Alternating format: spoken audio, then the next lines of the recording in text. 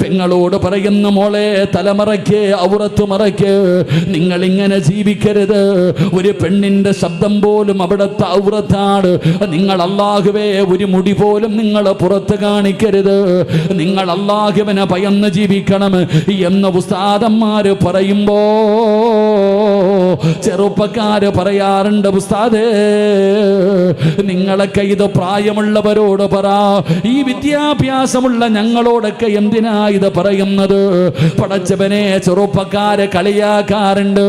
മോനെ നരകമുണ്ടടാ, നരകത്തിന്റെ ശിക്ഷ കഠിനമാണ്, നരകത്തിന്റെ തീയെ കുറിച്ചൊക്കെ.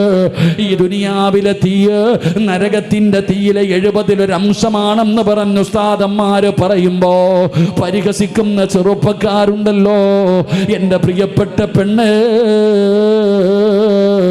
നരകത്തിലധികവും പെണ്ണുങ്ങളാണ്.